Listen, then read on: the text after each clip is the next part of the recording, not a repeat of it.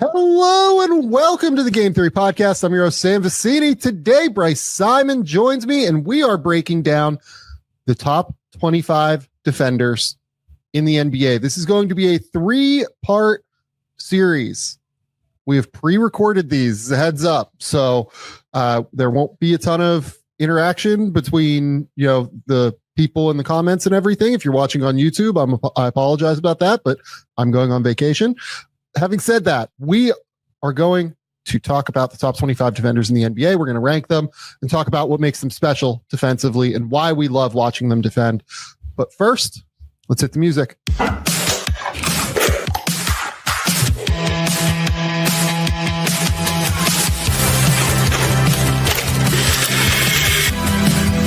do have a timeout. Decide not to use it. Way downtown. Bang! Bang! What is this going to be? Are you kidding me? Hello and welcome to the Game Theory Podcast. I'm your host, Sam Vecenie. But if you watch the tape, what you will see completely orchestrated this game.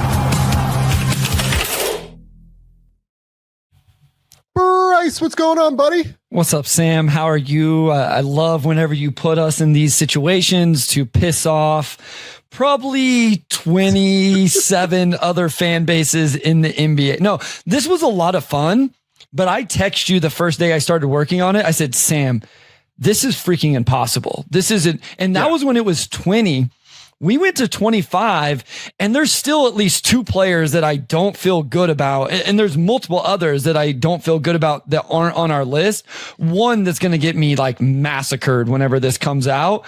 But I think it really speaks to the amount of good defenders in the, we could do a list to 50 without struggling to get names that we liked. I think once we got there, it would be a little, I think I don't have quite 25 more names. I think I might actually have right at 25 more names, Sam, on my long list of players. Yeah. You sent me a long list, and honestly, your long list has a lot of great names. Yeah. And I feel a little bit bad about some of them. Yes. Particularly there are a few that we'll kind of break down when we get into this and talk about some of the guys that we just barely left off before we get into the top 25. I mean, it's a hard project. I think that a lot of the way that you and I talk about defense in general is that it's so assignment based, right? Yeah. And there are guys who I think achieve their assignment better than others, but contextualizing what part of that assignment is most important or is most valuable can often be tricky when you're comparing bigs to guards to wings. Yeah, I mean, at one point, I had to really move my list around because I think I had tried to give some love to the perimeter wings, and I think I had some bigs that were just straight up too low, right? And then there's other factors as well.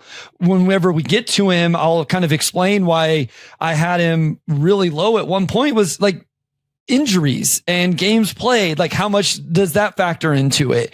And how much does minutes played factor into it? One of my guys that isn't on the list and one guy that's early on our list in this episode, that is a real factor here. How do you weight guys that start compared to weight guys that come off the bench?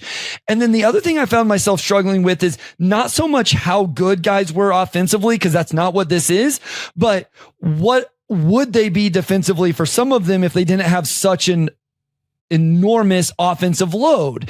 And it's I know he could be better defensively and more impactful, but he has to do everything on the defensive end. Or for some of these guys, very, very little on the offensive end. So it was tough as you navigated through which one do I think is truly the better defender. And then it's impact versus scheme and all of those things, Sam.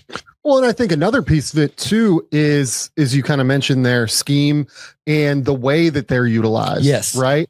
Yeah. How they are, playing within that defensive structure in terms of what makes them valuable, in my opinion. So that can be a really tricky piece of it. Some defenders are great in one situation, not as great in other situations. Right. I think a lot of the guys we're going to talk about within this list are pretty universally great. I would argue, where you could put them in any spot and they would just be really valuable. But trying to figure out is there a situation where one guy succeeds at a bit of a higher level because he's where he is versus another guy that just might not be in the right situation, but we think they're fucking awesome on defense. You know what I mean? Yeah. Like it's, you know, like for instance, like we have ranked Asar Thompson, trying to figure out like Asar Thompson, given how early he is in his career, given that he missed half of last season due to his blood clotting issue that he was returning from. Trying to contextualize where he was at was actually really difficult for me because I love the defender. He's unbelievable on that end. But like, there's an argument he wasn't even their best defender last year. You know what I mean? Yeah. So it's really hard. And to spoil it, Sam, the guy you're talking about didn't make our list, like isn't in our top 25, and will be the first guy I'll talk about when we get to the guys that just mixed it. But yeah, I mean, it really is all of those things. Like I thought it was going to be easier, I guess, is my overall takeaway was I'm like, I watch these. I have thousands of notes, and I have like my page right here. I have 16 pages of notes where I went and copy and pasted from my game notes into this. And that's just the defensive notes for all of these guys that we're going to talk about. I think it's like 27 guys because a couple of guys that didn't make the list. But Asar was a hard one for me as well, because it's like, I know what I think his ceiling is as a defender. And I think that's why my guess is I probably ended up with him higher than what you have him, because I think for me, it was like, here's his ceiling. I know what he's going to be, but he hasn't been that yet. Right. So for him, I think I ranked where I think he'll be next year, where I think with some other guys, maybe I didn't, you know, and like that's what it was really tough. It got really interesting and really dicey. And I'm always trying to defend the perimeter defenders, Sam.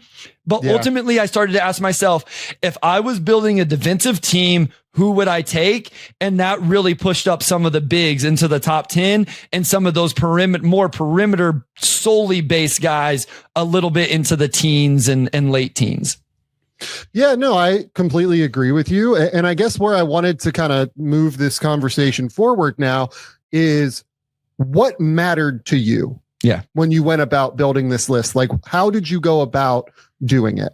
Yeah. So first and foremost, I just went through teams and I just got my players, you know, just put them down. And then I went into, okay, who are the guys that I think are the most impactful, and then versatility really came into play for me. So whenever we get to the top of the list, as I was doing my notes today, it was a lot of like on and off ball points and comments as I was copying and pasting and rereading through.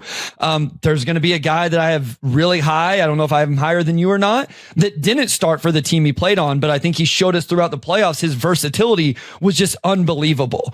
And so I think that was a thing I tried to value. And then ultimately, like I said, when I really got down to it, it was, okay, if I had a draft right now, the best defensive team I could with regardless of offense, who would be my number one pick? Okay, that player's off the board. Who would be my number two pick? Okay, that player's off. Yeah. And I think that's where ultimately I ended up with a lot of bigs. And then after I got through those, what I would consider the elite of the bigs, then I got into a bunch of wings and perimeter players that I think are really versatile players, with one that I think is mostly on ball, that I'm always super supportive of. But I think that's where I went, is like, okay, who would I draft here if I had to draft a player to lead my defense? And that's all I was focused on. Yeah, I think that's a really kind of good way to do it when trying to contextualize like positional value, right? Like trying to figure out the bigs was really hard for me. Yeah. Because I think big defense particularly is so scheme based, like comparing Bam Adebayo to Anthony Davis. Yeah. Right, guys, we won't get to until the third episode. Like trying to figure out, okay, they use Bam like way more aggressively in different coverages. Like they will switch him. The Heat play zone. They will like, you know, play like they will hard hedge and like blitz with Bam from time to time. Like Bam is like one of the only bigs in the NBA, I think, that can consistently like achieve that goal and be successful. So I am really, really interested to kind of talk through all of the nuances of what make these guys great defensively more than anything. And like the order is, you know, again, like it's fluid, and we talk about this stuff all the time. Like when we're doing rankings, like, you know, you can slot these guys and rank them, but you know, if you're thinking about it from a team perspective, the opportunity to acquire these guys is often very difficult. So, you know, it almost doesn't matter where they're ranked. It's just, are they good? Does their skill set fit with what I'm trying to build? Everything like that. I think that's, I'm glad you said that. I think if a player is mentioned today through the rest of them, I think that means they're an incredible defender. And like, that's what I want to get across is, oh, so-and-so is going to be at 25. That's an insane compliment in my opinion, because it was hard. Like you mentioned, I look at my list of guys that aren't on here and there's some freaking awesome defenders that I absolutely love. Like I was like Nickeil Alexander-Walker didn't even make my next two out. Nickeil Alexander-Walker is one of my favorite players in the NBA, Sam, like full stop. I love him. But I was just like, it's not as good as some of these other guys. So just being in the top 25, I think I'm like is a huge compliment in my opinion with the exercise. So the other thing I think I want to say off the top, we've talked through this. We had a therapy session. I don't value defensive disruption maybe as much as what I should sometimes. I think we're going to talk about this with a player early on today that I didn't have in my top 25 that you talked me into. Yeah, and like I think that by defensive disruption particularly, you mean like playmaking stats. Yes, correct. More than anything. Yeah. Blocks and steals and things like that. Yeah. Correct. We talked through this with Dyson Daniels in terms of why I was a little lower than others in terms of all defense stuff last year. And it's because of how I grew up being coached, how I grew up playing, how I coached myself. And I've adjusted a lot, but maybe not to the full extent that I should, or a lot of people do when they watch the NBA game. Yep. Okay.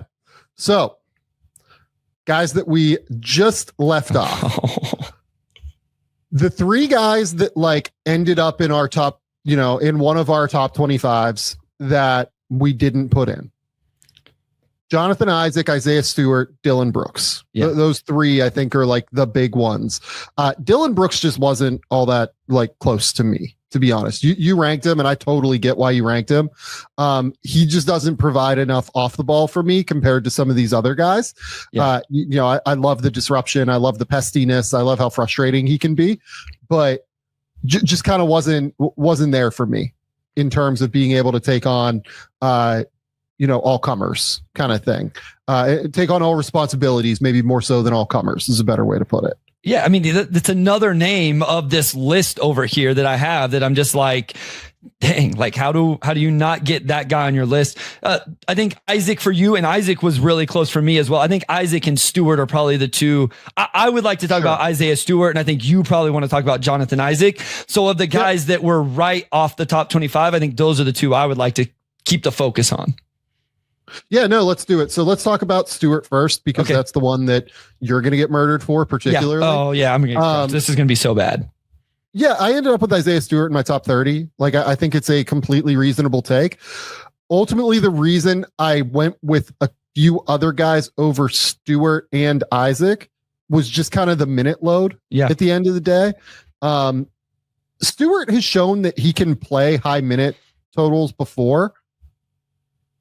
But he played 19. We've never seen him defend like he did last year, though, over the course of like 30 minutes a game. I think he can do it. It's just like I wanted one more year of him being great defensively. I don't want to sit here and say he was bad defensively prior. He definitely was not. He was a well above average defender. I just ended up kind of valuing the minute total in like the body of work for a couple other guys a little bit more, I guess. Yeah, I mean, there's going to be two guys. There's only two guys I think on the list that go against this in the full top 25 in terms of like the minutes, a starting role. I get two or three, I guess.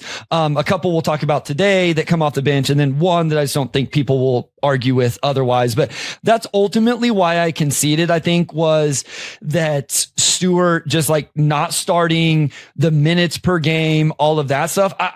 My biggest thing was I wanted to make sure we talked about him because I don't think he's appreciated enough by the wide NBA fan base. They see bloodied face, maniacal chasing LeBron James around a court and some of the other stuff that Stewart's been involved with. And I think they think that's all he is. And it's like, no, like there's some real nuance and impact to his defensive game. He's more switchable than what you would think. I'm not saying he's the best switch. He's not Bam, but there's an ability to move. There is rim protection for a guy at his size, but has crazy wingspan and not the craziest vertical pop, but he just has incredible timing. And then we've talked about this. You talked about strength on an episode, recently that we did in terms of our NBA draft lessons learned. Isaiah Stewart takes contact to the chest without moving about as good as anybody you will watch. And this will be a common theme throughout these episodes is this very skill, but Isaiah Stewart is really good at it. And I think his impact goes beyond the block numbers. He was very high up in defensive field goal percentage against this year in the NBA. And it is no fluke. It's because when you attack the rim, you feel his body and he has this length to contest shots. And I wanted to make sure we at least gave him a little bit of love for all of that. And Jonathan Isaac, speaking of disruption, right? Yes. Like Jonathan Isaac is as disruptive as any player you will find in the NBA. If we were doing like a per minute, defender list or whatever, as opposed to like the best, most valuable defenders in the NBA, Jonathan Isaac might be in the top 10. Okay. Can I just real quick, and we don't share notes. I just want to read this has to be a top 10 defensive disruptor in the league. He just doesn't play the minutes. I think he has the case of one of the biggest defensive disruptors in the NBA on a per minute basis. I just want to read that because that's literally word for word what I wrote watching games this past season.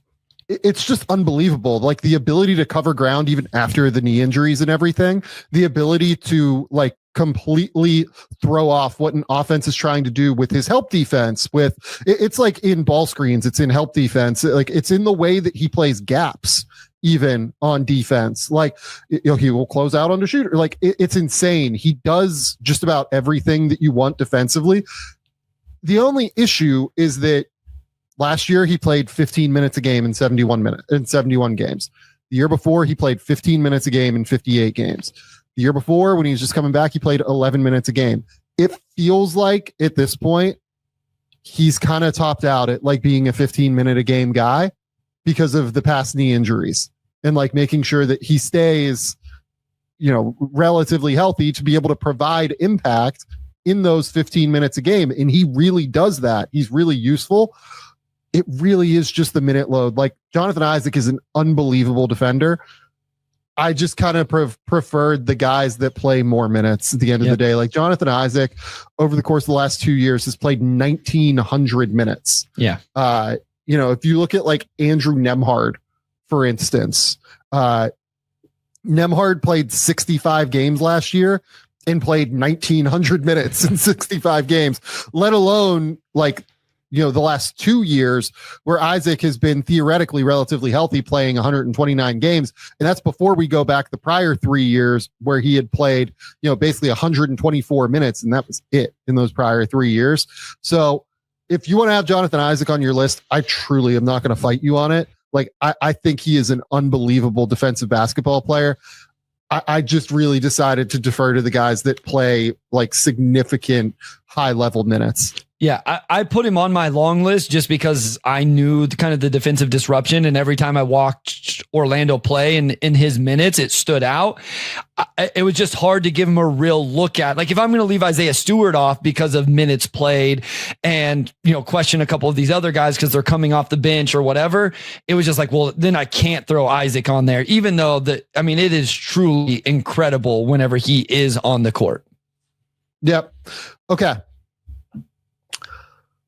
Anyone else? So you have a long list here. Bilal Coulibaly was like kind of interesting to me, honestly. Yep. I think that guy is, again, that's like the perfect example of, man, when he gets like a real infrastructure behind him. Yeah. I think he might be like fucking awesome on defense with how long and athletic he is. I do think he like has some tendencies where he'll over pursue just like slightly right now and get himself into some trouble. But man, he was one that like I looked at and I was like, I think there's a chance he's awesome. Aaron Gordon was also a guy in my top 30. Coulibaly wasn't in my top 30 quite, but Aaron Gordon was in my top 30. I think he just goes so underappreciated with the way that he plays gaps, with the way that he is so capable of covering ground for Jokic at times, especially when they play more at the level with Jokic. I think that the work that Gordon does on the backside like goes super, super undervalued, and obviously so switchable, can take on tough assignments from, 2 through 4, basically any of those guys. He's always going to get the tough assignment. It feels like he's awesome, especially against bigger physical bodies. Derek White was like one of my last cuts as well. Yep. Derek White is the guy that I really value on defense. I felt super bad leaving him off. It's just, man, I don't even know if I have a case for leaving him off, just to be real with you. He's just really good. It's tough because here's the problem is then we're going to get into this and we're going to feel bad about where we have some of these guys on the top 25. You know what I mean? Like, we've already texted back and forth about a name that we're like, man, we really don't feel comfortable having this player this far low, this low in the top 25. And that's what's hard with it is, I think if we tiered it out, I think you would probably find that a lot of these names we're talking about right now would still be in this same tier, right? Like, we would have a tier that stretched out to 30 or 35 of really good players. And the thing is, no matter where you cut it off, that was going to happen. Initially it was 20. It's like, okay, let's put in these 5 guys. And then it was like, okay, well, now we feel bad about these next 5 or 6 names. And if you bring those in, if you do a top 30, well, then there's 5 or 6 more that probably would have fit into that tier. And so there was always going to be that level to it. It's just, again, I don't want people to be like, oh, Derek White didn't even make their top 25. No, like, we understand he's still a really, really good and impactful defender. Yeah. And the final guy that was in my top 30 that I just didn't think I was going to be able to get in was Jared Allen. I think Jared Allen is freaking awesome on defense. I think he is so good at allowing, like, him being behind Mobley allows Mobley to play as aggressively and disrupt as much as he does, in my opinion, knowing that Mobley has that real anchor on the interior to be able to go out and like play aggressively, close out aggressively, be able to play in recovery, be able to like kind of peel off of his man to try and go swat a shot. Like, I think that having Allen there really provides like that anchor and goes so underrated. I've been on that boat for so long. It's hard to get down to 25 names, man. Like, we're going to get to some of these names at the bottom of this list and people are going to be like, what the fuck's going on here? Yeah. Oh yeah. We're going to talk about some guys today, even that's just like, really? No, Jared Allen was on my list. And again, it was just like, I think the bigs that we're going to talk about today, I would very much have in the same tier as centers. Like I don't know the official list. I guess I assume we're going to talk about a few of these guys. He would be in that same tier. If it was like, hey, we're only doing 5 men, like we're just doing centers, he would have been right in line with a few guys that we're going to talk about today. Yep. Okay. Number 25, Bryce, we are starting. Walker Kessler of the Utah Jazz is number 25. I think Kessler, I know that he hasn't been a part of like a great defense yet. In fact, Utah was literally the worst defensive team in the league last year.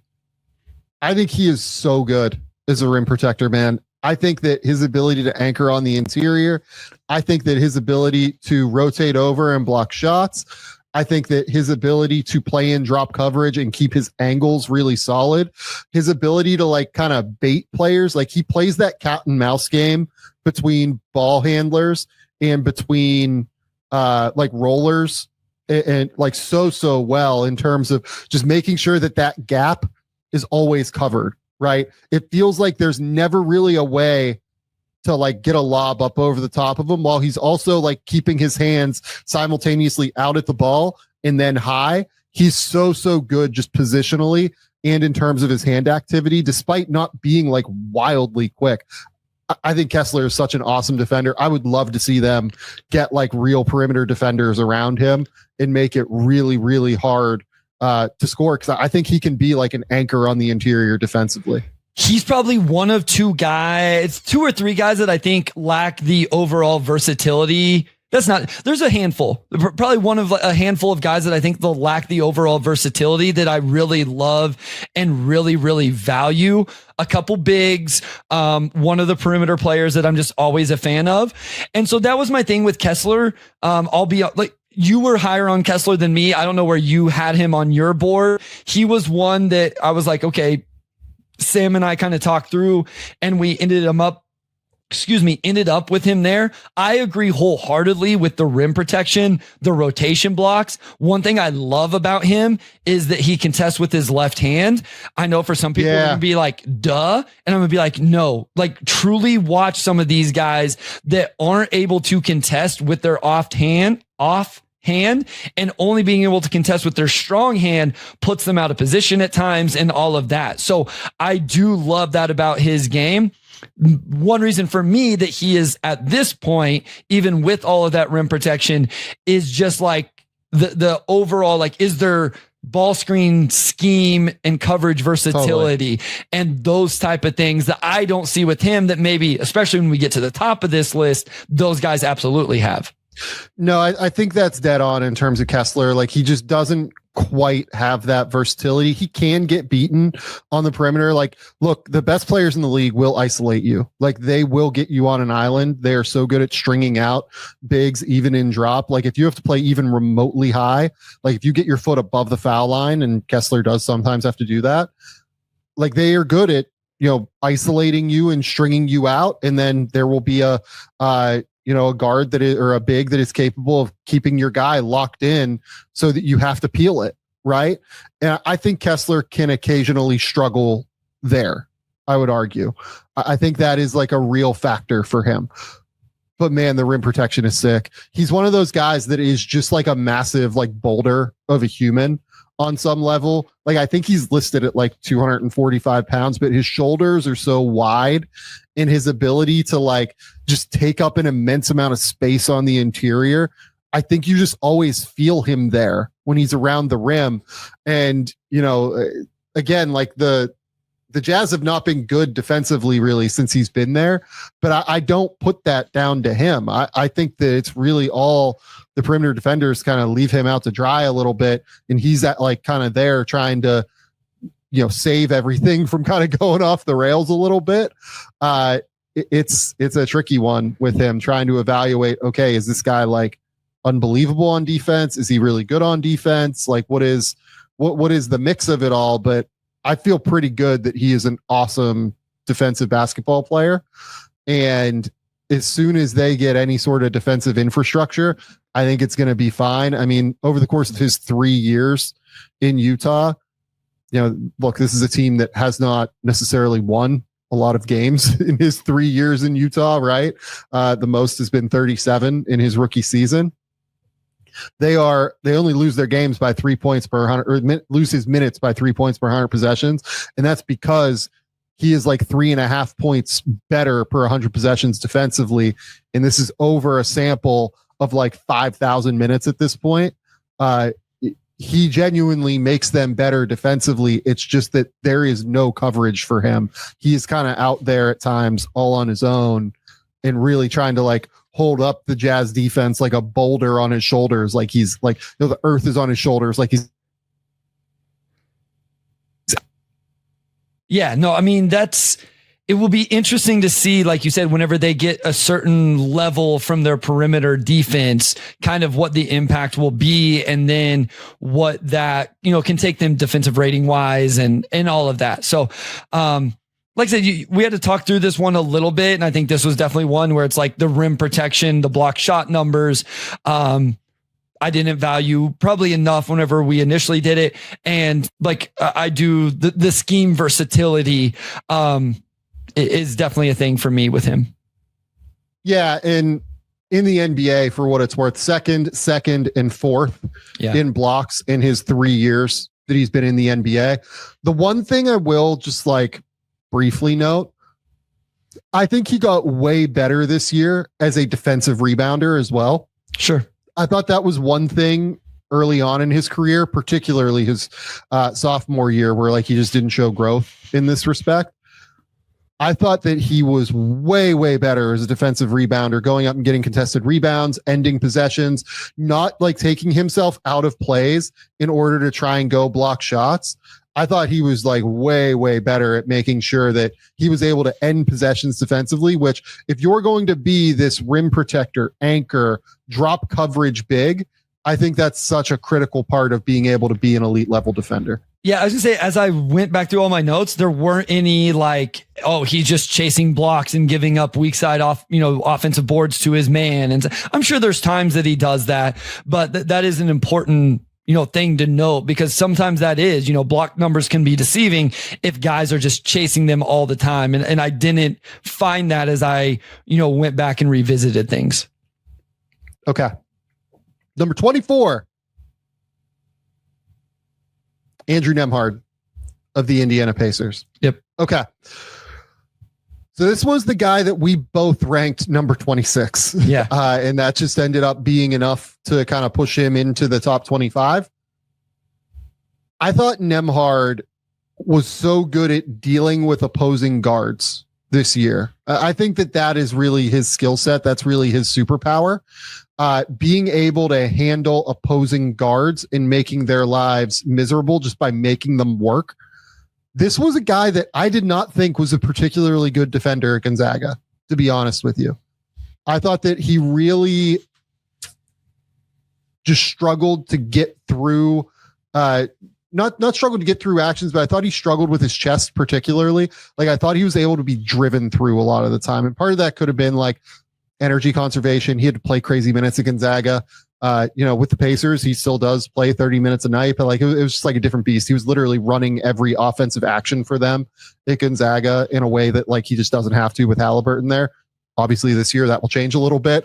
And I'll be interested to see how that impacts his defensive energy on that end. I think that's a real question for Indiana, but man, like the level to which he gets through screens and just fights and scratches and claws through screens, the level to which he is now able to like just stay in front of dudes and use his chest. He's still not the strongest guy in the world, but he's just always in front of you. It feels like I don't really like, it's almost like he like teleports like to stay in front of these dudes. And it's crazy to me that, he just bothers and scratches and claws and annoys these dudes as much as he does. Yeah. I mean, it's interesting. Like you talk about like not being super like physically imposing, but I feel like his game is predicated on physicality. Like he's very physical in the way he goes about his business on both ends of the court. But I think what impressed me was just the point of attack defense and then like frustrating players. And listen, it wasn't perfect throughout the playoffs. We saw Donovan Mitchell have big games. We saw Jalen Brunson have, but those are the guys he's defending throughout that playoff run is Donovan Mitchell, is Jalen Brunson, is SGA. And one thing that really stood out to me was I thought he got those guys frustrated at times. Like Brunson headbutted him at one point in one of those games. SGA did it at the beginning of one of the games as well. So like, you're getting in another player's head whenever, especially those guys who are usually very calm, cool, and collected.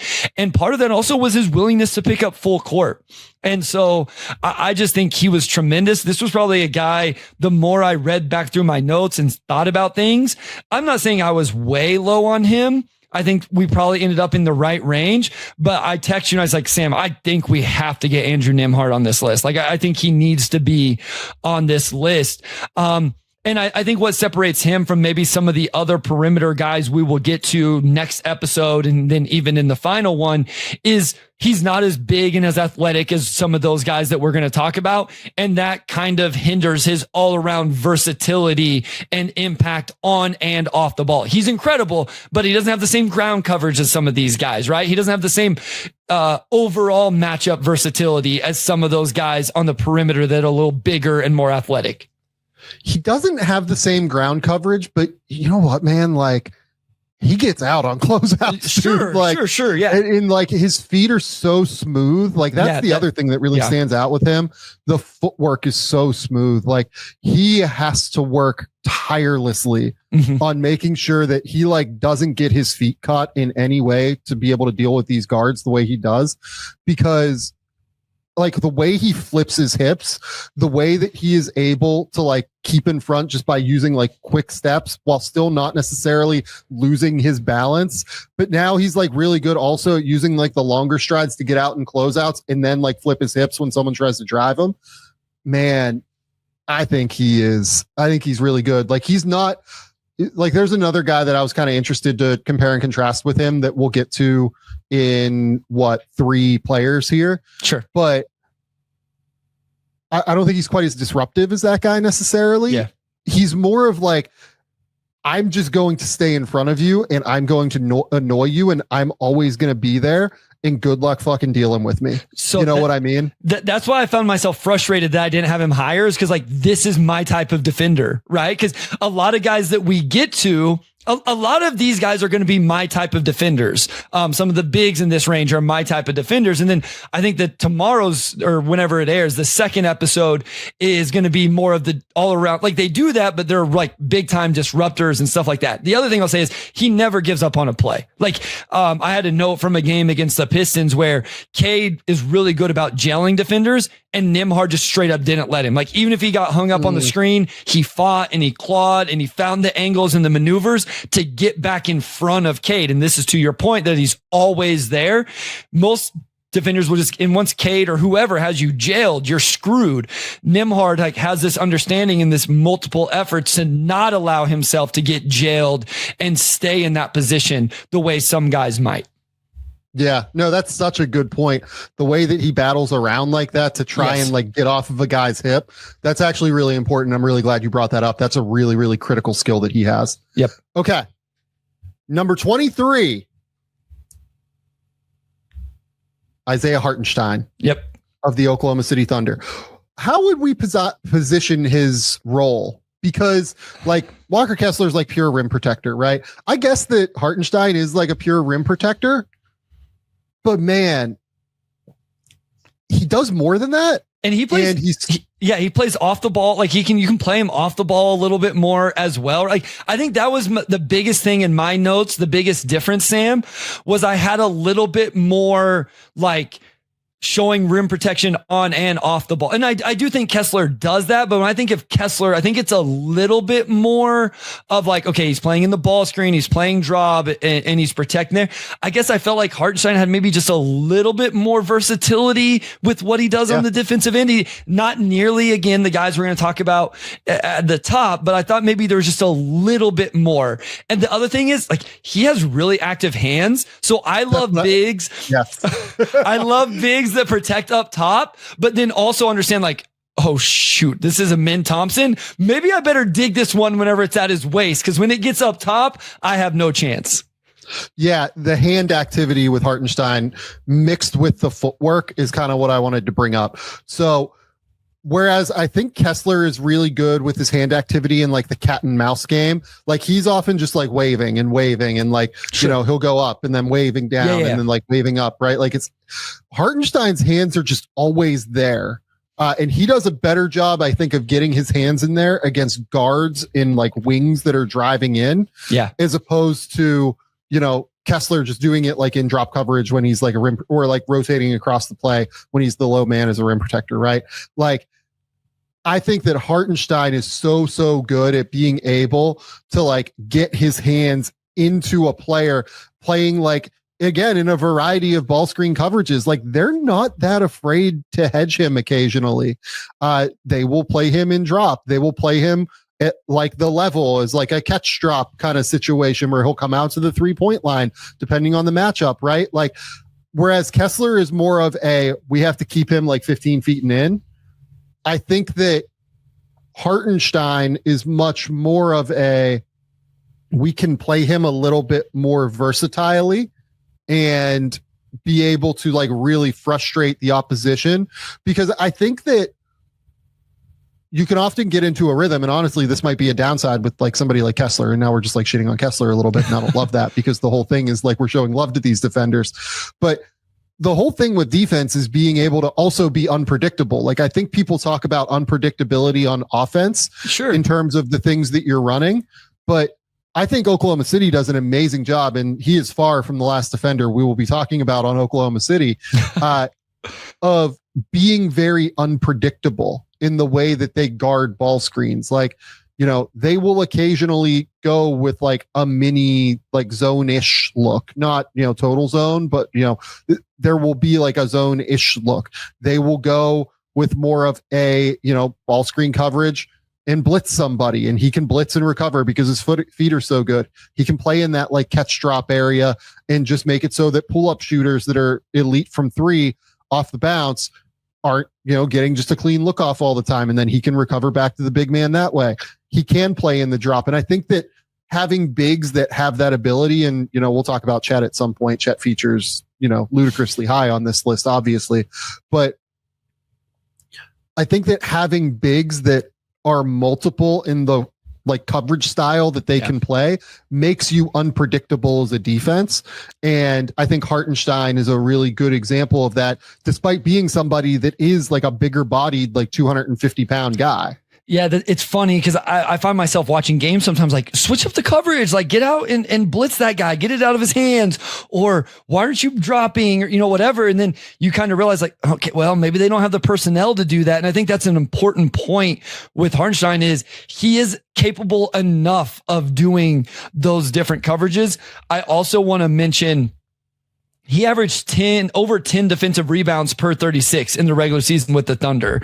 And so I think specifically with bigs, specifically when we're talking about this list in general, even some of the perimeter guys, I think will bring up defensive rebounding. And then Hartenstein's such a good passer that, grabs a rebound and, can get it out and start transition if they want to go. But I think that was obviously something Oklahoma City really needed. And it's something he really provided in his minutes. I'm so glad you brought up the defensive rebounding aspect. I think that is such a great point. Oklahoma City this past year, 16th in defensive rebounding percentage. Yeah. The year before, they were 29th in defensive rebounding percentage. Like that is Isaiah Hartenstein to a T right there. That's what the acquisition that, brought him to the table brought for them. Right. I will also say this too. I think he does like a fairly good job on like a Jokic type. I mean, nobody's going to stop Jokic. You know what I mean? That's just like impossible. Yeah. But, he does a good job on these skilled bigs. I think he does a fairly good job. Like when he gets caught on an island against wings occasionally, like I think that he's like a little bit more versatile than meets the eye. And the counting numbers, again, like this is a guy that averages under 2 stocks a game, despite playing, 25 minutes, 28 minutes a game or whatever, as a big for Oklahoma City, who is one of the most aggressive defenses in the entire NBA. But having him behind, having Chet behind, allows the perimeter defenders, of whom we will be talking about many of them, be able to get as aggressive as they do, in my opinion. And that's a huge factor, I think, for Oklahoma City's defense as a whole. Yeah. That is you've alluded to it a couple times now. Like that was one of my other big takeaways is like, man, I got to filter through a lot of Thunder players as we go throughout this. So. Isaiah Hartenstein is not the only Thunder player on this list. The Thunder do have the most players on this list, maybe by a factor of 2x. Honestly, I think it's by a factor of 2x. I think that's so. Right. Yep. We will be talking about the Thunder, and of course we will be, because the Thunder had the best defense in the NBA last year, and compared to league average, one of the best defenses that we've seen in like the last 2.5 decades or whatever. So just an unbelievable collection of defensive talent, and they've done an amazing job of identifying the players that are valuable to them and making it so that they really value those players in when they go out and acquire them. Hartenstein's a really interesting one too, because in a contract year, I think it's going to be really hard for them to retain him past this year. So could be a guy that is in for like a massive, massive season this season. And we might get to see him in another scheme, right? Like what I love about, and this is the thing that like, we talked about scheme versatility, right? And with Hartenstein, we've seen him in 2 very disparate schemes. Like Oklahoma City is wildly aggressive. They do different things defensively. In New York, like it's Tibbs way or the highway. Like you're icing sideline ball screens. Like it's very inflexible. You are playing in drop. Like it's very, very inflexible the way that he plays defensively. And Hartenstein succeeded and thrived in that scheme as well, right? So this is a guy that, I kind of came up with the idea of like a versatile rim protector here just while we were talking in order to identify him in some way, shape, or form. But he has shown scheme versatility now defensively in being successful in a lot of different disparate defensive schemes. So I think that's another feather in his cap as well as we continue to move through this list. Okay. Number 22. This was probably the hardest player for me to rank. Okay. On the board. So number 22 for me is Giannis Antetokounmpo. Yeah. And I'm going to give you the floor while I kind of try and come up with like a, role for him. Because I think his role has shifted a little bit. And he is still long and active and like a genuinely great defender. I don't think he is quite as good as what we have seen previously when he like genuinely won an all defense team or an all defensive player of the year. I'm sorry. In his prime. And if you look at it, from 2019 through 2023, he was second in defensive player of the year, first in defensive player of the year, fifth in defensive player of the year, sixth in defensive player of the year, sixth in defensive player of the year. And he hasn't made an all defense team in 3 years, which I think is basically right. I think there was like a semi case for it in 2024, but this year I didn't really see it. I thought he was like a positive defender. I don't want to sit here and say otherwise, but what were your thoughts on watching Giannis defend this season within that messy scheme too? This is another piece of it where Milwaukee's perimeter defense was just like an abject train wreck. Like we don't have Brook Lopez ranked here really for like this would be the first time in probably 5 or 6 years that Brook Lopez would not be ranked on a list like this. And I think it's really like in part because the scheme was so bad around Brook. And yeah, his movement skills like really caused issues for the rest of the scheme. But I think that the scheme really left Brook out to dry. And then like Giannis had to come over from the weak side and try and protect. Like it was very complicated trying to evaluate the Bucks, 4 and 5 men on defense this year because they were often so hung out to dry by the guards until Ryan Rollins. I think Ryan Rollins like really helped kind of shore that up a little bit. But what were your thoughts on Giannis this year defensively? Yeah, this one was really tough for me, Sam, because whenever this was only going to be top 20, I did not initially have him on my list. And I was like, man, can I really keep Giannis off, a list like this? Because the physical capabilities of a Giannis Antetokounmpo, he is able to just make ridiculous plays. The off-ball defense, I think, is incredible. When they can use him as that roamer, they're really tough to score on. And this is like rounds back into the exact, what you just said in terms of, do you have the perimeter players to kind of do this? You have the big man, all of that. He has chase down blocks and transitions. There was constant reminders still as you watch games. I read through my notes of the impact he had. But I think the thing that stood out to me the most, and this was the player I was referencing earlier in terms of how do you weigh the offensive role? Because Giannis had the biggest offensive role of anybody that is going to be on our list, I think is fair to say. Maybe one other player that's close, maybe a couple. But how do I weigh that? You know what I mean? Because I truly believe that if there was a less offensive load for Giannis Antetokounmpo, he would be even more impactful defensively. So I guess for anybody who would argue with him being in the top 25 here, I don't think you can argue him being mentioned on this episode. But I think that was the X factor for me, Sam, is just believing that in terms of just like what he's capable of defensively puts him in this range that he is here if he didn't have such a load on the offensive end. So I think that's true. And the other thing that I will bring up is that I think that the on-ball defense got worse this year. Sure. To like a fairly real level, which is what kind of pushed him down the board a little bit to me. I thought that guys could leverage him a little bit more. I think that his look, so he is so high waisted and so long, like his limbs are so long, and it's such a value on the help side. That's why I've like kind of, come up with this idea of like a help side problem solver. Yeah, I like it. Defensively, like that's kind of what he does a lot of the time.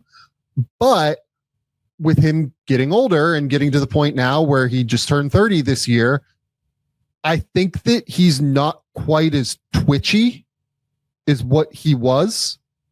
And because of that, I think that guys on the perimeter can leverage him a little bit more and kind of get by him. Like if you kind of set him up with a crossover and then cross and you get his top foot like a little bit too high, I think you can like leverage him and get around him a little bit easier than what you could previously.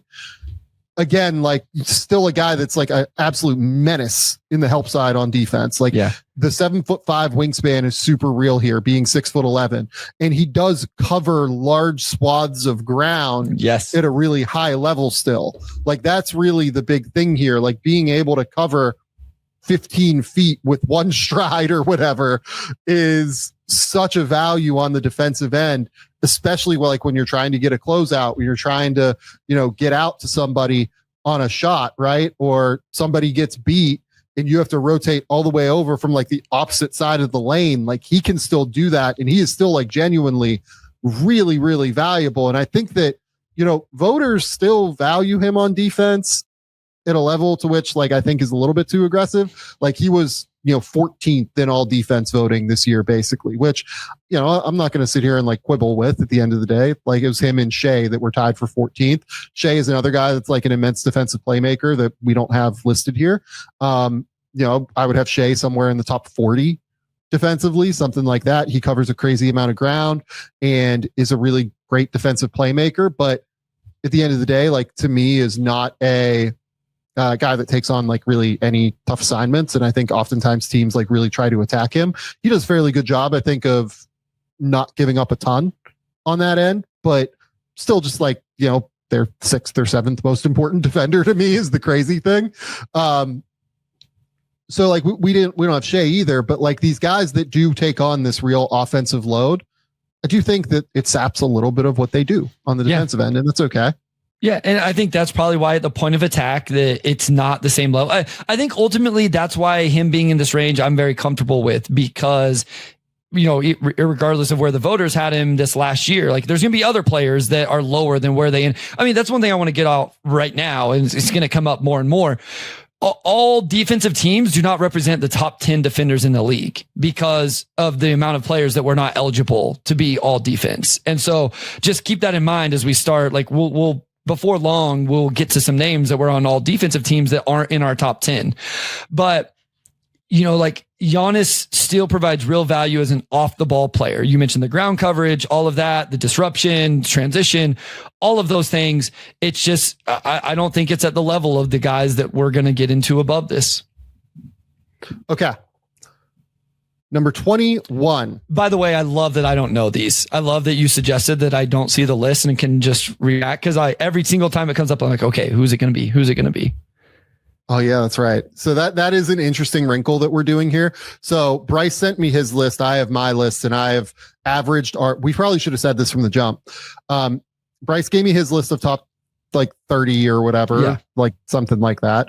I have my list of 30. I averaged our two rankings together, and if we've come up with the list that way. So it's not really mine. It's not really bright. Like it's the two of ours combined. Number 21. So these three guys, Giannis and the next two players, were all tied in terms of like ranking points. I'm realizing that I probably should have done some triage on this a little bit.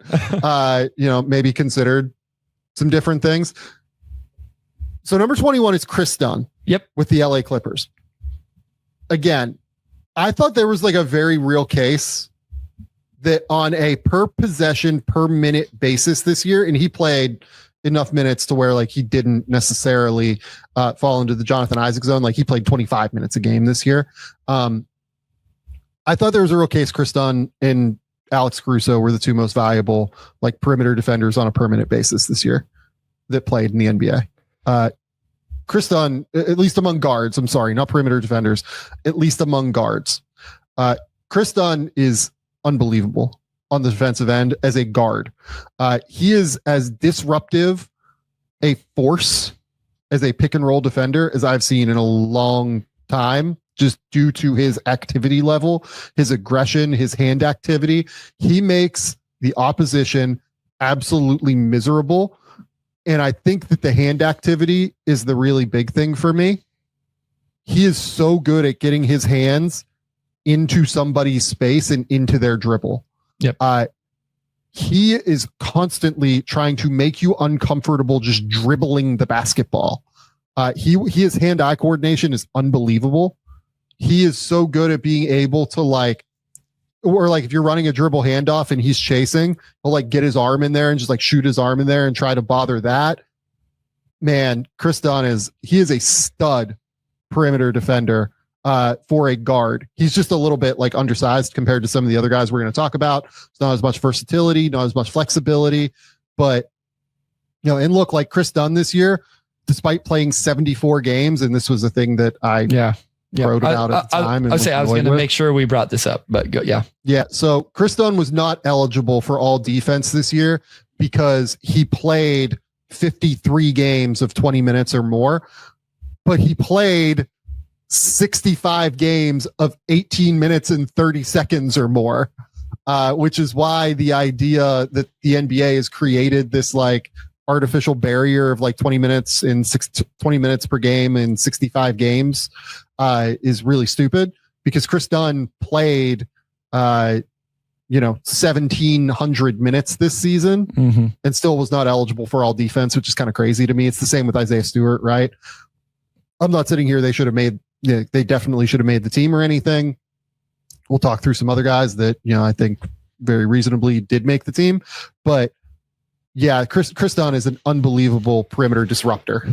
Yeah, no, I mean, and he takes tough matchups. I think the thing that really stands out to me was he's taking tough matchups in games and then also still finding ways to be disruptive on and off the ball without getting out of position. This is a guy that averaged over 2.5 steals per 36, over 3 total stocks per 36.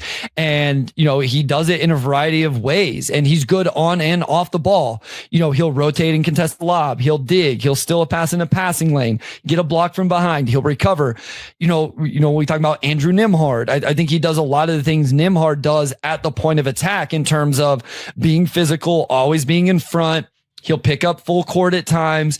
He'll, stay in front. I think there's a little bit more defensive playmaking with what Kris Dunn does on the defensive end. It's not a lot. I didn't have a major gap between these guys, even on my list. And I think at the end, that's something I want to make sure I ask you about, or for the listeners, which of these guys were you a little lower on than where he ended up, where me, same. I think in general, we're same range, but if we average out at 21, you could have had Dunn at 17 and me at, 25 and him end up here. So I want to talk through that at some point. As well. What the funniest thing is? So Kris, we had Kris at 20 and 21. Okay. Yeah. So, yeah. So yeah, it was one of those things where we both had him just in this spot. Right. Yep. And one of us had Giannis 20 and 21. Yeah. You know what I mean? So far we haven't had any big gaps in guys. They've all been pretty close. No, the biggest gap I think was probably Kessler to start. Yeah, I would say that we're 2 guys away from the first big gap. Okay. So we'll talk about that whenever that happens. So yeah, no, the way that Kris Dunn just gets into guys' space, I wanted to compare him with Nembhard a little bit. Whereas Nembhard is just teleporting to stay in front of guys, Kris Dunn's a little bit more willing to gamble and get disruptive and use his hands. But then he also does have very real recovery speed to get back into the play and contest from behind if he has to. I think he is really good actually at contesting from behind in ball screens. I think that's a very real skill set that he's continued to develop throughout the course of his career. Man, the growth over the last 2 years for Kris Dunn, look, I'll put my hand up. I had Kris Dunn, I think at 4 in that draft, something like that. What was he drafted in 2016 if memory serves, right? I'll look that up. Yeah, 2016. No, 16. Because he's in the Jaylen Brown draft. And I had him very high. Like, I thought he could be like a real dynamic playmaker, and ultimately the ball handling just like never was there, right? Like that's something where I was in 2016, 26 years old, and just like didn't know what to value well enough, frankly, to be like a primary ball handler and decision maker. The ball handling for Kris was never good enough. He always had a bunch of loose ball turnovers and everything like that. But the way that he has scratched and clawed to like maintain his NBA career, he's played in an NBA game every single season since then. Like every single season since he's been drafted, despite the fact that I would argue that coming off of his rookie scale deal, like that year in Chicago where he played like 50 games and was really inefficient and struggled, like it was on life support there for a minute.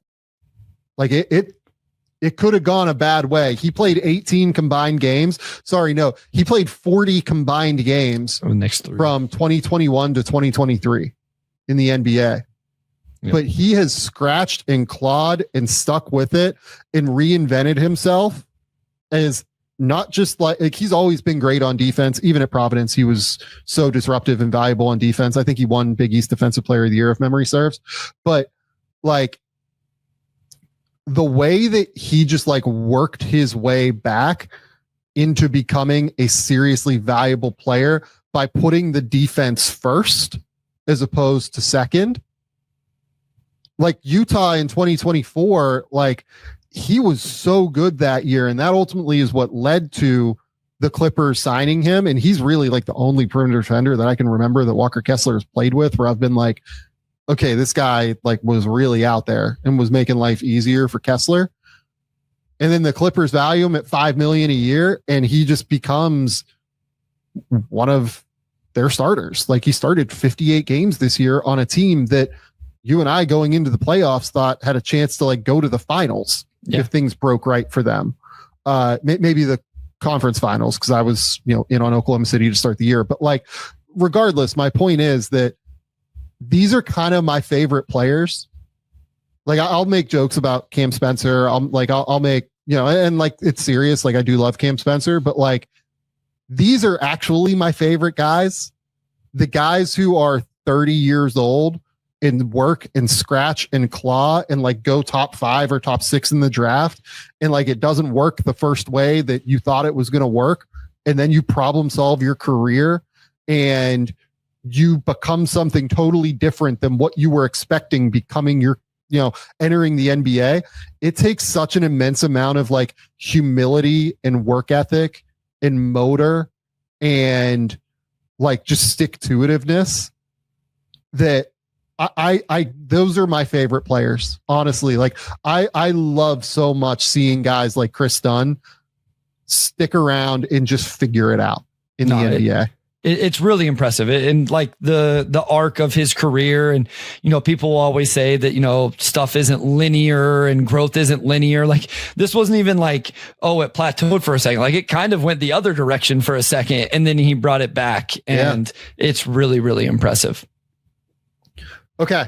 Number 20 is a guy that we just didn't get to see a lot of, unfortunately, this year. You don't know who number 20 is, Bryce. I know now that you said that, who it's going to be. It is Jalen Suggs. I didn't know who it was going to be, but as soon as you said we didn't get to see him as much this year, I knew who it was going to, because I have a range of who it has to be based on my personal board. Like it can't be too crazy different. Yeah. So Jalen Suggs was a guy that I thought should have made first team all defense in 2024. And this year was on pace to have another great defensive season. He just got hurt, right? Now, I thought he was like just slightly worse on defense this year. Like he wasn't quite as disruptive as what we'd seen from him in 2024. Also, I kind of docked him a little bit. I'll be interested to hear what you kind of did with this. I always worry a little bit about meniscus injuries, which I believe that's what Jalen Suggs did, was the meniscus, right? No, it was a trochlea or whatever. Like, I always worry about these knee injuries, basically like this, where sometimes it feels like it can be a bit of a wear and tear thing. And guys, just might not be able to expend like the crazy defensive energy that they need to when they return to like continue to be like a top 10 guy on this list, right? Like, I thought there was a real case Suggs was like one of the 2 or 3 best like guard defenders in the NBA last year. In 2024, I mean, this year I thought he was like on track to be another great guard defender, and I just kind of slipped him down the board a little bit because I want to see him return from this injury. Is kind of where I'm at. I mean, we're getting into a really, like, the guys we've talked about are really good. Like this we're starting to get into a group of guys now that I think are pretty similar tiers. And Suggs is one I think that for me as well slipped down a little bit. He doesn't have the insane size. Like, we're about to go through a list of guys that outside of like 1, 2 maybe, or like in the length, the athleticism, all of that is just ridiculous. And I'm not saying Suggs is like small, but it's not the same as the list of guys that we're about to go through. I think the disruption he has is really, really impressive. And so I love that. I was with you, like in terms of, all defense type of players. I went and looked through my list. I think I even had him on my all defensive first vote. I think he was on that list whenever we did it, our quarter of the year vote. So he was on track to do that. He jumps passing lanes. He digs on the ball. He digs off the ball. He digs after rebounds. Just really, really active. I did find some notes. It was like, I wish he was a little bit better at the point of attack. And so that will be interesting to watch coming out of this. Was that just a couple games? Because a lot of these guys, I had that for maybe a game or two here. It was a smaller sample with Suggs last season. So I'm interested to watch like that just straight point of attack, stay in front.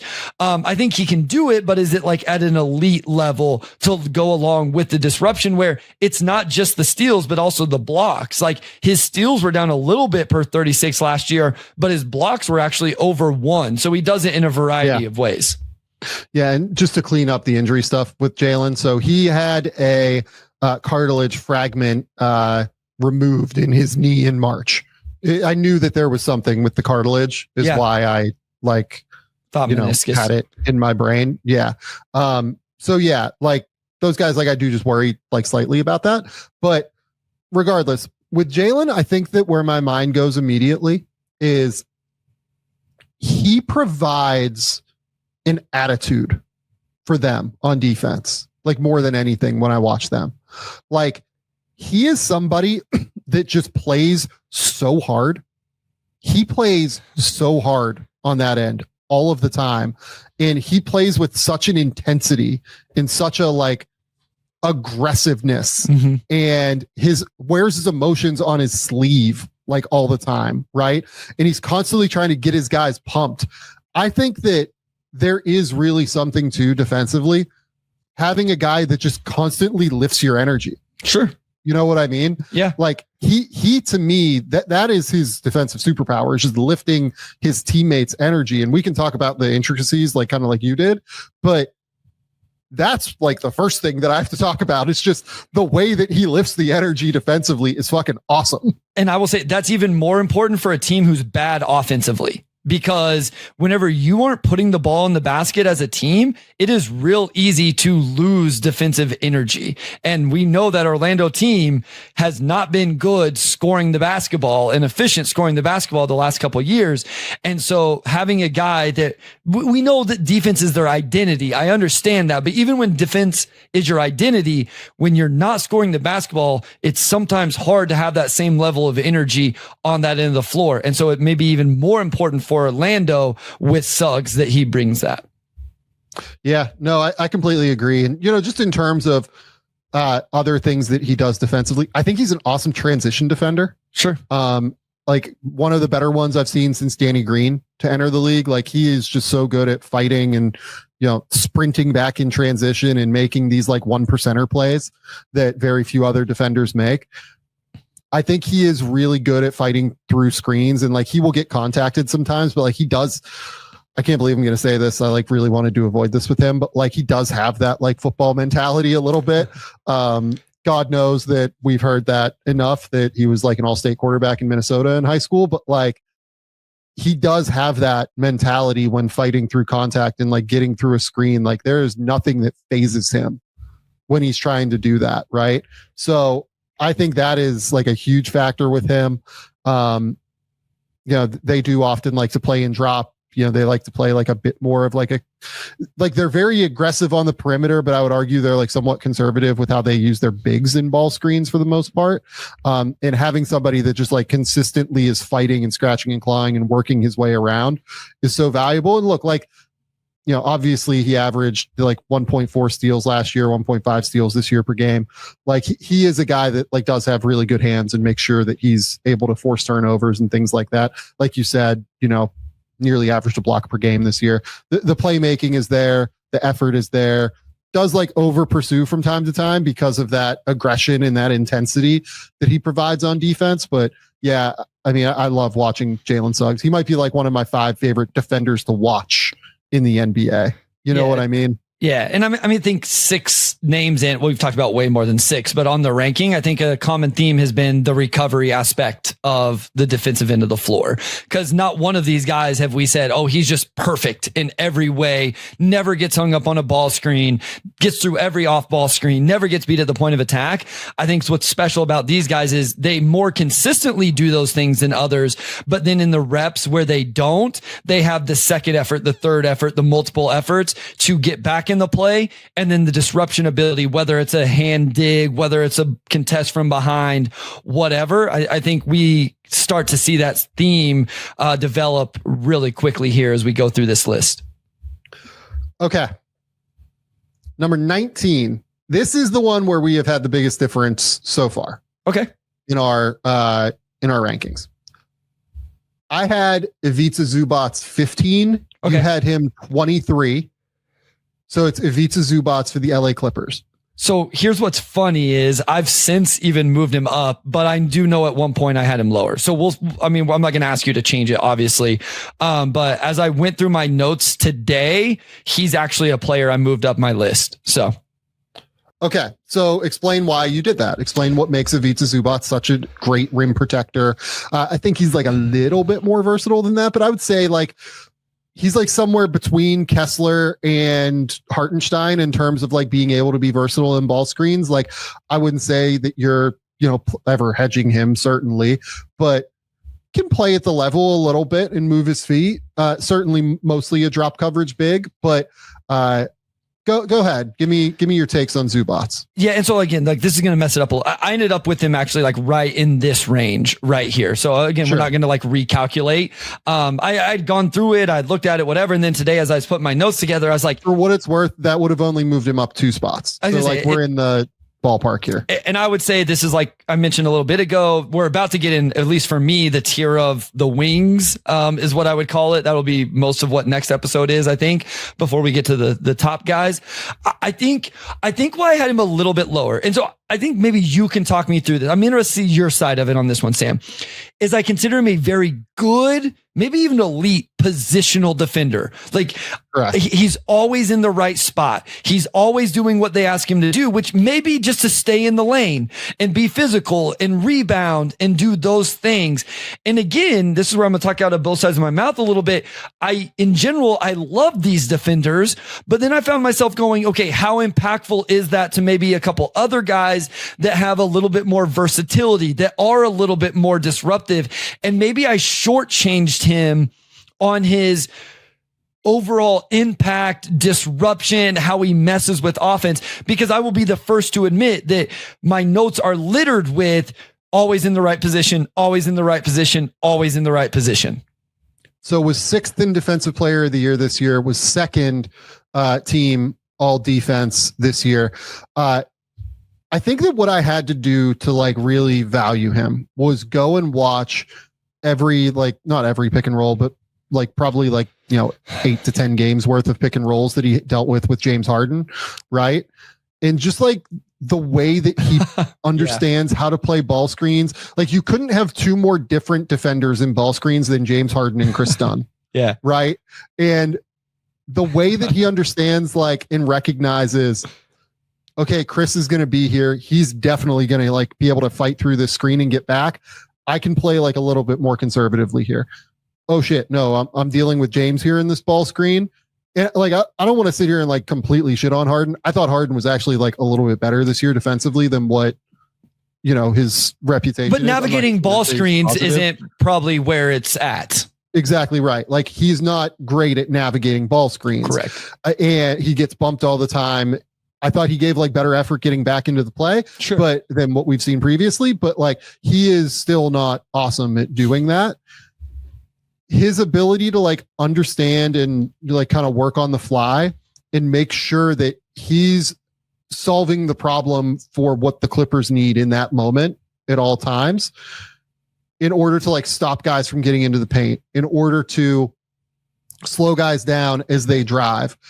The big thing for him that I think makes him a little bit more, maybe two things that makes him like a little bit more valuable than like the Kessler, Jared Allen type, right? Is that I think his hand activity is like a little bit better than those guys. Okay. I think he's just like a little bit better at like flashing his hands and making sure that like he's staying big. But B, he is so fucking strong through his chest, man. Yeah, sure. Like you can't go through him. Like he to me is kind of taking the Brook Lopez mantle a little bit of guys that you just can't go through. Sure. You can try. You're not going to be successful. He is going to stand you up and he is going to make life very difficult for you whenever you try and drive into his chest. There's just nowhere you're going to go. And he's good at doing it while still retreating so that he's not fouling in that moment. He is good at making sure that there is just always a body in front.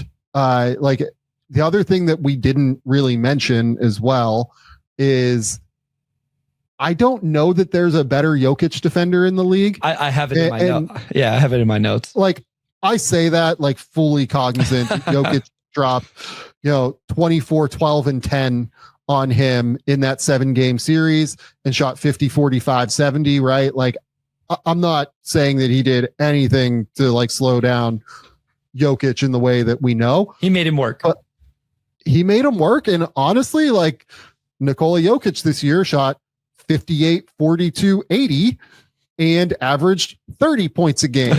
So like held him to 6 points fewer per game, held him to 8% fewer or lower from the field, right? Like the wear and tear of just like dealing with Zubac, like I think is pretty real because his feet move better than what you expect them to move. So it's the like intersection of being like probably one of the 5 strongest players in the NBA. I don't know, like if you want to say 10, I'm not here to like argue, right?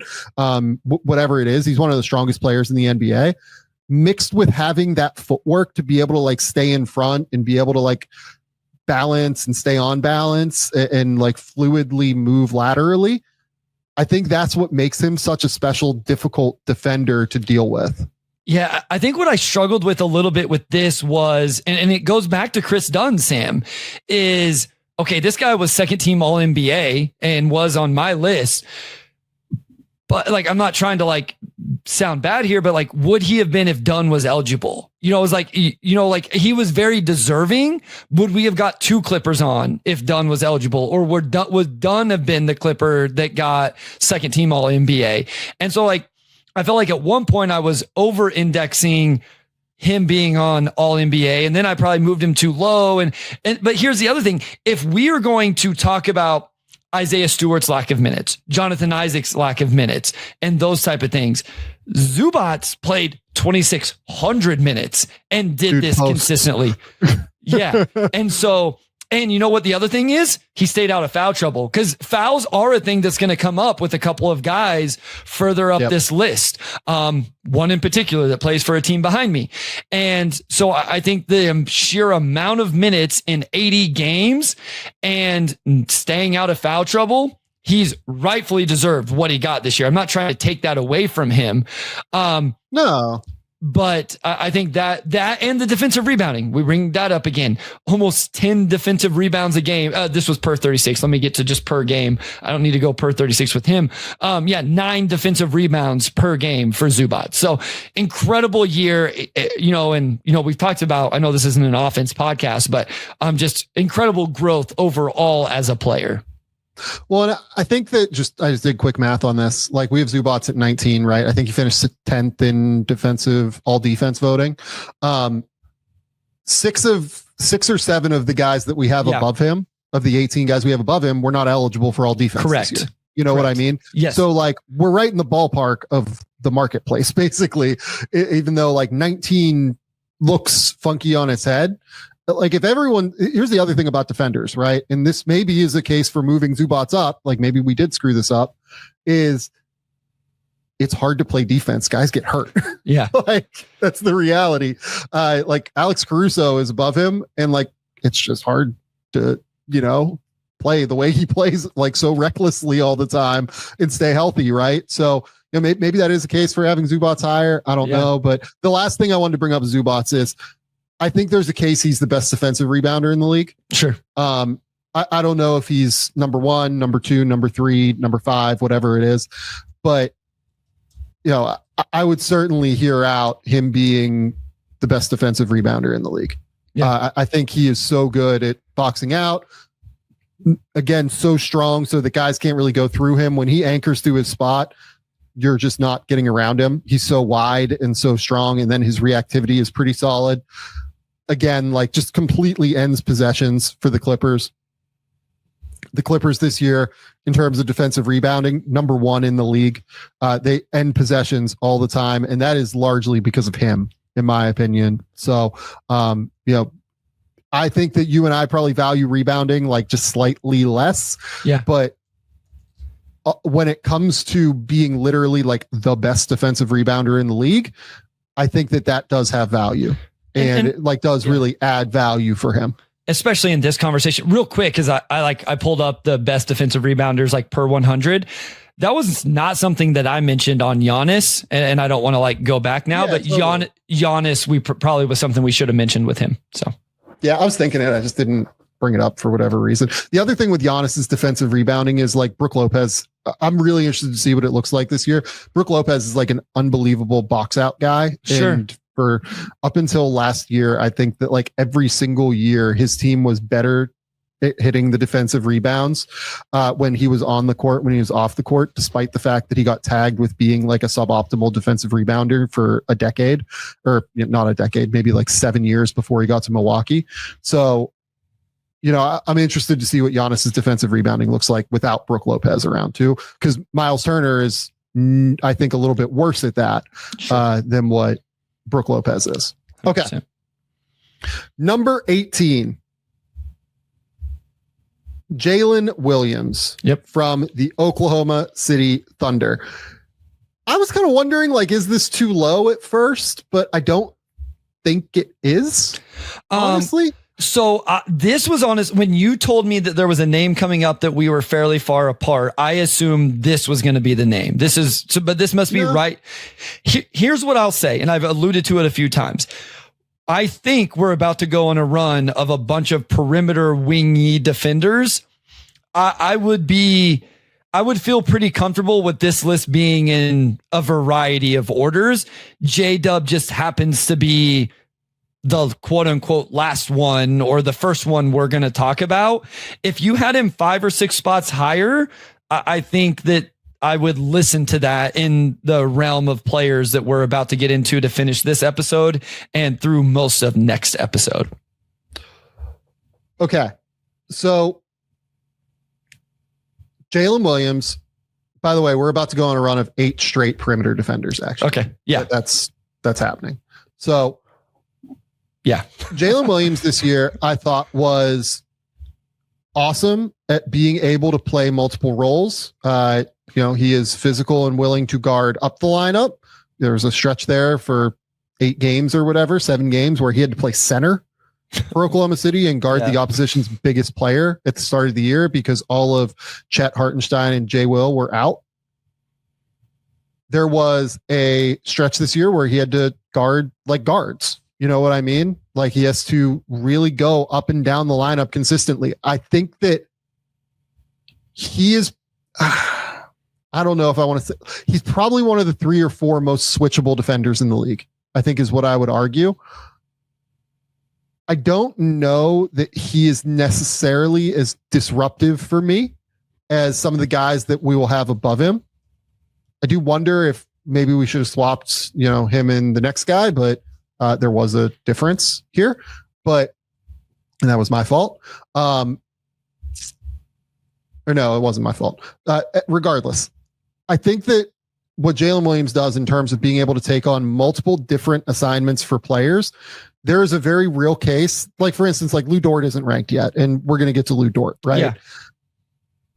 Do you value more the fact that Lou Dort is maybe the best like one-on-one defensive stopper in the league, or do you value against, a variety of different positions, or do you value that J-Dub can literally go 1 through 5 and is strong and physical and long enough to do that while also playing like a little bit better on the help side? Like I'm willing to hear out cases both ways. I know Oklahoma City fans will always say Dort.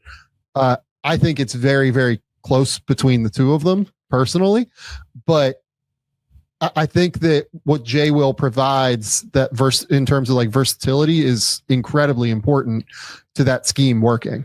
Yeah, I mean, listen, they're very close on my board, and also like Dort is one of my favorite players in the NBA, and he's one I alluded to that. There's not very many guys on this list that we're not going to bring up versatility, especially now. Like versatility is going to be a prime word, a key word here moving forward. I just want to emphasize again that, as you said, we're about to go through 8 wing perimeter type players. If you had J-Dub ahead of the next 5 that we bring up, I'm not really going to argue. Like if you were like, J-Dub should be 12. Great. Awesome. I think there's a couple guys. And then once we get to the top, what would that be? 9 that I wouldn't go higher than that. But as we get into these next handful of names, sure, I get it. Because the versatility is real. You mentioned it on the ball. He has the off the ball impact. I even had in here, he had an insane like rotational box out. It was a random game in the regular season. Must have been against the Grizzlies because it was on Jaren Jackson Jr. Like, I just love that he's willing to do the little things even like that. He has good hands digging at the ball defensively. And so he has some of that disruption on and off the ball. And then this is also going to start coming up with some of these guys. And it's one reason why, I don't know if he's next or where he is, but one of the guys I'm really high on, he had a scouting report still in the second quarter of a playoff game. And the broadcast said, oh, that was a telegraph pass. You watch it and you can just tell J-Dub knows what's about to come. And that's what we're going to start to get into those type of conversations with guys as we go throughout this, of guys that you can tell understand and map the court defensively. And he's the first one where it really started to show up in my notes doing that type of stuff. Yeah. Like the reason I kind of knocked J-Dub a couple spots is like, he doesn't often typically they switch around so much on defense that like, sometimes he does end up with the toughest matchup. Sometimes he doesn't, right? Like sometimes they switch him onto the toughest matchup because they like see something that they like because they want to get Dort off of the toughest match. Like they're so intertwined defensively that like it's hard to pick like who's getting outside of Dort. I think it's hard to pick who's getting the toughest matchups consistently. I think that what makes him special really is the strength level. Though, like that's probably the thing we haven't mentioned yet. He is so strong, you can't go through him, and he's so long, which means he covers an immense amount of ground, and he's an athlete, which means he's able to like get out everywhere. I think that if I'm being wildly nitpicky comparatively, right, like wildly nitpicky, I think his feet can get stuck in the mud like occasionally, compared to the other great elite defenders in the league. This is purely a like small, tiny thing, like where we're trying to like rank and file all of these dudes. You know what I mean? We're trying to file the great among the great. And I think that his feet can get like just very slightly caught occasionally in a way that some of the other guys don't. But look, he's an unbelievable defensive playmaker. Like we haven't really even, like we barely mentioned that. You mentioned that a little bit, but like, 1.6 steals, 0.7 blocks per game, like consistently gets into passing lanes. A huge part of why they can be so aggressive. And again, the switchability is a massive feather in his cap to me. The fact that he is able to guard up and down the lineup, obviously like guards more up the lineup, I would argue, than down the lineup, just because of the way their lineups end up getting constructed. They use him a lot as like in stagger lineups when Shea goes off the court to be like a primary playmaker, where he'll be like handling the ball and then also guarding the 4-man with like Chet in those lineups a lot of the time. So does end up taking on, like, I would argue, bigger assignments a little bit more than smaller assignments. But I mean, so good at being able to handle both that it doesn't matter.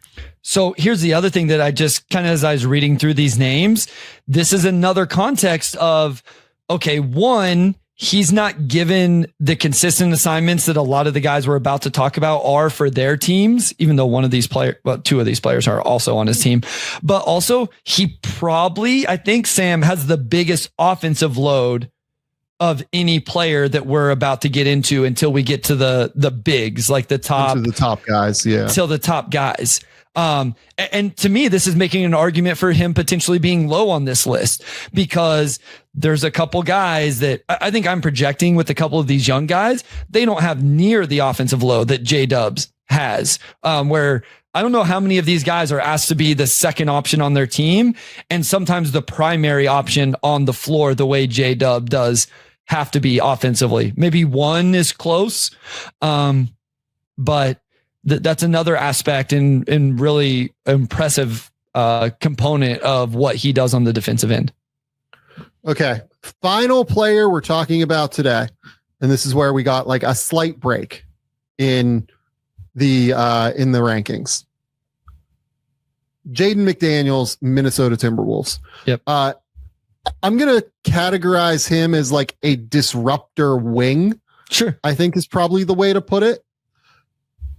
Great on-ball defender who covers an immense amount of ground because he's 6'9" with long arms, right? Like I remember watching him in the zone at Washington, and the way that he covered ground in that zone was completely absurd. And I had questions though. Like I thought his overall like on-ball defense, and I thought he was like wildly aggressive at times and like would close out way too heavy at times. But Minnesota has found a way to moderate his defensive ability and like moderate those closeouts and moderate the aggressiveness like perfectly in order to make him a successful high leverage defender as well. The way that he just like completely shut off Austin Reeves' water in the playoffs was something to watch, man. Like Austin Reeves is a great player, like averaged like 25-5 this year, and Jaden made his life miserable, and he's not the first guy that he's made the life of miserable. The way that he particularly deals with guards and his footwork is so good. Like I think that McDaniels' ability to slide his feet smoothly despite having those like higher hips. I often talk about higher hips being a thing that like I don't really love, but the difference for McDaniels, I think, is that he plays with this incredible bend to then be able to access the like ability that length gives him. You know what I mean? Yeah. Like the ability to cover ground and then the ability to play in recovery as well. Like even if he gets beat, he's never out of a play because he's so long and so his motor runs high on that end. Like he's just a monster to deal with, I think, on the ball, takes on consistently difficult matchups. And man, the hand activity is disruptive. Like he's just a monster, I think. Yeah, that recovery ability, the length is huge because this is one guy that doesn't have the same kind of physical frame of a lot of the guys, not all, but a lot of the guys that we've talked about and will talk about. But the point of attack defense is still really good. He has the disruption ability, but he has that length, and that allows him to have really good recovery ability. And I think that's huge because when you're taking the matchups he's going to take, you're going to get beat at times, like we've mentioned multiple times now.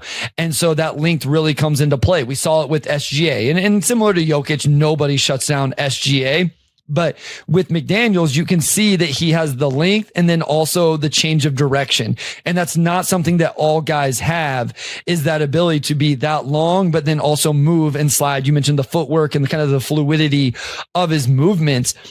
You know, not to get into like the negative side of things or the nitpicky side of things immediately. I think the reason why he ends this episode and isn't part of the next episode, at least for me, was I did have some like screen navigation notes where I didn't think that was always great. And he has the recovery to make up for it, but an elite screen user like a Steph Curry or somebody like that, that's going to be tough for him. And so I love, again, the multiple efforts, the length, the recovery. But when you start talking about him compared to maybe some guys we'll get into next episode, that was a distinguishing factor for me. He does definitely get clipped a little bit too often. But again, like, I agree with you that he gets clipped, but the length and like, you know, ability to get back in recovery is pretty real, I think. Yes, sure. Like his ability to contest from behind, like, makes guys' life, like, you have to be constantly aware of him. Yes. On that side of it. Like, he is actually like weirdly more of a shot blocker to me than he is a steals guy. Cause I often feel like he will get somebody from behind, like coming for like a swat, or on a closeout will go up and like block a 3-pointer off the catch where somebody just like doesn't really think he's going to get out there. And he does, because of like the deceptive length almost that he has. It's not like deceptive. He's very big and very long, but you know, he does deceive guys, I feel like, from time to time. Sure. On that ability to get out there and be able to close out onto shooters. Again, the ground coverage, to me, that kind of puts him a level above the like Suggs, Dunn, Nembhard group, is the ground coverage. He just covers such an immense amount of ground out there defensively when he gets stuck in help situations, but then can also deal with on-ball guys. Like, I completely think McDaniels is a monster on that end. Played all 82 games this year. I thought was like slightly worse than what he was last year defensively. I thought that, like, you know, if we were doing this list last year, he'd probably be, you know, 11, 12, 10, sure. 11, 12, something like that. But it was slightly worse this year, but you know, really turned it up in the playoffs again as well. So, yeah, like I love watching Jaden McDaniels defend. He's a really high level defender. I think that's when it came smooth is the thing. I think that's where it came back around for me as well, was the playoffs. And that's going to be true about a few of these guys that we talk about, that the playoff runs, you know, kind of showed some aspects of their game that put it to the level that they are on the list. Okay. We're done for today. That has been number 25 to number 17. So number 25, Walker Kessler. Number 24, Andrew Nembhard. Number 23, Isaiah Hartenstein. Number 22, Giannis Antetokounmpo. Number 21, Kris Dunn. Number 20, Jalen Suggs. Number 19, Ivica Zubac. Number 18, Jalen Williams. Number 17, Jaden McDaniels. We will be back with number 16 through 9. I'm guessing that we're going to run this on the Sunday show, which would be the 24th. So we'll be back on the 28th with the next episode. If those dates are wrong, I apologize. We're pre-recording this. But Bryce, tell the people where they can find your work. Tell the people what's going on. Yeah, at Motor City Hoops on Twitter, on Blue Sky, got the Substack. We'll have stuff coming there once games get started back up again. The Pistons Pulse podcast. Otherwise, Game Theory podcast with the Sam Vecenie. Go to The Athletic. Keep me employed over there. We will be back with more defenders later this week. So let's just keep it locked there. Until next time, we'll talk soon. Bye.